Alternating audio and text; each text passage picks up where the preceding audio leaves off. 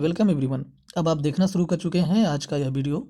आज हम बात करेंगे उन ज्वलंत मुद्दों पे जो आजकल सुर्खियों में रही है। और यह ज्वलंत मुद्दा जो आजकल सुर्खियों में है, एक सभ्य समाज के लिए ज़रूरी भी है। तो हम बात करते हैं आज के इन चर्चाओं पे। यह चर्चा बेसिकली शुरू तब होती है, मानसून सत्र के अंतिम दिन की बात है, जब अमित शाह जी ने आईपीसी, सीआरपीसी और आईईए, जिसको इंडियन एविडेंस बिल कहा जाता है, ये 3 नए बिल संसद में पेश किए। उसके बाद भारतीय संसद, जो हमारी भारतीय संसद है, आईपीसी, सीआरपीसी और आईईए, आईपीसी, सीआरपीसी और आईईए इनको प्रतिस्थापित करने का प्रावधान कर रही है। इनको प्रतिस्थापित करने का प्रावधान कर रही है। यह हमारी जो भारतीय दंड संहिता, जिसको हम आईपीसी के नाम से जानते हैं, भारतीय दंड प्रक्रिया संहिता, जो कि सीआरपीसी कहलाता है, उसके बाद भारतीय साक्ष्य अधिनियम आईईए, भारतीय साक्ष्य अधिनियम आईईए को, जो भी हमारी संसद है, उसको प्रतिस्थापित कर रही है। प्रतिस्थापित करने के बाद इसको आईपीसी को भारतीय न्याय संहिता विधेयक 2023 में प्रतिस्थापित कर रही है। उसके बाद सीआरपीसी को भारतीय नागरिक सुरक्षा संहिता विधेयक 2023 में कर रही है। उसके बाद आईईए को भारतीय साक्ष्य विधेयक 2023 के रूप में प्रतिस्थापित कर रही है। जब यह बिल संसद में अमित शाह जी पेश किए, तो यह संपूर्ण जो तीनों बिल हैं, गृह मंत्रालय समिति को सौंपी गई कि भाई इसमें कुछ खामियां हो तो उनको आप बताएं। तो इसके बाद जो संसद की, जो गृह मंत्रालय की समिति, जिसको यह तीनों बिल सौंपे गए थे, उन्होंने इसी कमियों को ढूंढ करके लगभग 350 पेज का एक रिपोर्ट प्रस्तुत किया। इस रिपोर्ट में जो गृह मंत्रालय की समिति थी, समिति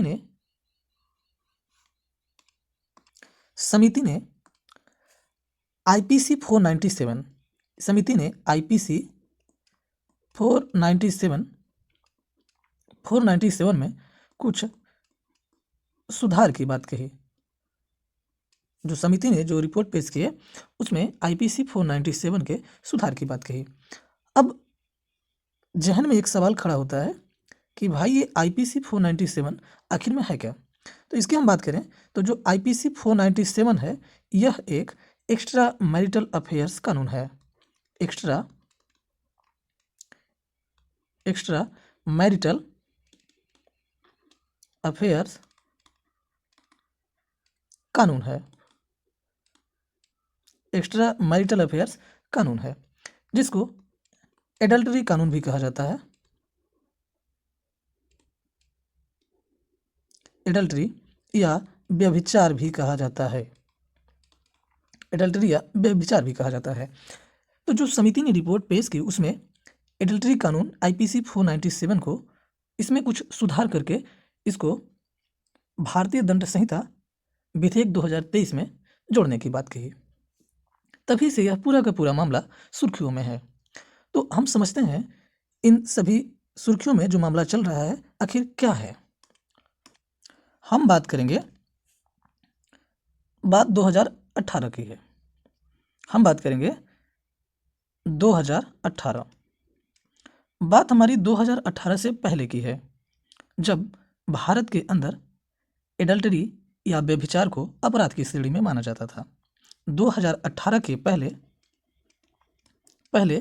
एडल्टरी, जिसको हम व्यभिचार कहते हैं, इसको अपराध की श्रेणी में माना जाता था। अपराध की श्रेणी में माना जाता था। लेकिन अब बात, आपके मन में एक बात आ रही होगी कि भाई ये जो व्यभिचार जिसको आप बार बार बात कर रहे हैं, ये व्यभिचार है क्या। तो व्यभिचार, जिसको हम एडल्टरी कहते हैं, यानी एक्स्ट्रा मैरिटल अफेयर्स कहते हैं। अब हम व्यभिचार को और सरल भाषा में स्पष्ट करना चाहेंगे। अगर हम व्यभिचार की बात करें, तो व्यभिचार, जो व्यभिचार है, शादी के बाद अपनी पत्नी के अलावा किसी अन्य व्यक्ति से संबंध है आपके तो इसे ही व्यभिचार माना जाता था। और इंडिया में 2018 से पहले 2018 से पहले व्यभिचार को अपराध माना जाता था, अपराध माना जाता था। बात आती है 2018 की, बात अब आती है 2018 की। 2018 में एक पिटीशन यानी एक याचिका डाली जाती है सुप्रीम कोर्ट में, एक पिटीशन या एक याचिका डाली जाती है सुप्रीम कोर्ट में, और याचिका में बात की जाती है एडल्ट्री कानून की। 2018 में एक याचिका डाली जाती है सुप्रीम कोर्ट में, एक याचिका डाली जाती है सुप्रीम कोर्ट में, और एडल्ट्री कानून में कमियां बताई जाती है। एडल्ट्री कानून में कुछ कमियां बताई जाती हैं। इन कमियों के लिए एक जोसेफ साइन बनाम यूनियन ऑफ इंडिया मामले 2018 का मामला था, तो यह नाम दिया गया और इसमें कमियों की बात कही गई। अब कमियों की बात करें तो इसमें कमियां क्या थी। कमियां जानने से पहले आप यह जान लीजिए कि जो एडल्ट्री कानून 2018 के पहले लागू होता था उसमें सजा का प्रावधान क्या था। तो सजा के प्रावधान की अगर हम बात करें तो इसमें 5 वर्ष की जेल और अधिकतम 25,000 का जुर्माना भी लगता था। अब बात करें कि इसमें सजा का प्रावधान किस तरह होता था। सपोज दैट, मान के चलिए कि कोई एक पुरुष है और कोई एक महिला है। इस पुरुष का अगर इस महिला के साथ असंवैधानिक संबंध है, असंवैधानिक संबंध है, और इस महिला का एक पति भी है, तो इस कानून के अनुसार जो भी हमारा आईपीसी 497 था, इसके अनुसार महिला को पुरुष की संपत्ति माना जाता था, महिला को पुरुष की संपत्ति माना जाता था। अब अगर इस महिला के पति के सहमति के बिना अगर किसी पुरुष का इस महिला से संबंध हो तो यह अपराध माना जाता था। अब इस अपराध की श्रेणी में सजा सिर्फ और सिर्फ पुरुष को मिलता था, महिला को सजा नहीं दिया जाता था। क्यों भाई, अब यहाँ पे बात यह बनती है कि उस कृत्य में, उस अफेयर्स में यह पुरुष और यह महिला दोनों संलिप्त थे, लेकिन यहाँ पे जब सजा का जो प्रावधान था सिर्फ और सिर्फ पुरुष को था। अब ऐसा क्यों था? ऐसी ही कमियों को कुछ इसमें जिक्र किया गया था। भाई हो सकता है कि पुरुष इस महिला को चॉकलेट देके फुसला लिया हो कि चलो अफेयर बनाते हैं, तो इसमें सिर्फ इस जो भी आईपीसी 497 था इसमें सिर्फ पुरुष को ही सजा का प्रावधान था, यानी 5 वर्ष की जेल हो सकती थी या 25,000 रुपये का जुर्माना। उसके बाद अब जो याचिका दायर की गई थी, जो पिटीशन दायर की गई थी, इसमें इन कमियों का जिक्र किया गया और इन कमियों को बताया गया। भाई इन्होंने बताया कि देखिए, हमारा जो संविधान है आर्टिकल 14 और आर्टिकल 15 यह जेंडर इक्वलिटी का अधिकार देता है, समानता का अधिकार देता है, लेकिन यहाँ तो इस अपराध में यानी इस संलिप्त में, ये जो अपराध में जिसमें तो दोनों लोग संलिप्त हैं, लेकिन यहाँ पे जेंडर इक्वलिटी नहीं माना जा रहा है, यानी कि जेंडर के बेस पे अपराध या अपराधी घोषित किया जा रहा है। भाई किसी भी केस में स्त्री और पुरुष दोनों अपराधी हैं, लेकिन स्त्री को नहीं अपराधी माना जा रहा है, केवल सजा का प्रावधान पुरुष के लिए है।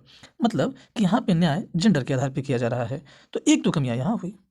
दूसरी बात कि भाई यहाँ पे हमारा आर्टिकल 21 कहता है कि जीवन जीने का अधिकार है, वो भी गरिमामय तरीके के साथ। जीवन, किसी भी व्यक्ति को जीवन जीने का अधिकार है, वो भी गरिमामय तरीके के साथ। तो यहाँ पे सजा का प्रावधान क्यों है?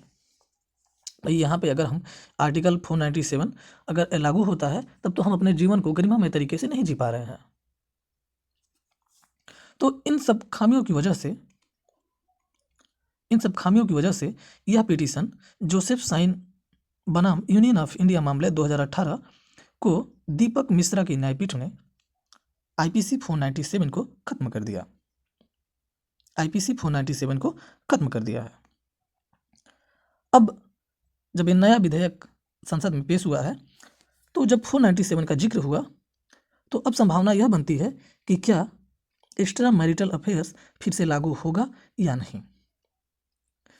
तो हम आज की वीडियो में बस इतना ही, लेकिन हम आपकी राय जानना चाहते हैं कि क्या है आपकी राय एक्स्ट्रा मैरिटल अफेयर्स या एडल्टरी कानून को लेकर के। लेकिन हाँ, आप अपनी राय कानून की नज़र में दीजिएगा, कानून की नज़र से दीजिएगा, समाज के नैतिकता के नियमों के आधार पर नहीं। आज की वीडियो में बस इतना ही। बने रहिए हमारे अगले वीडियो के लिए। तब तक के लिए बाय बाय।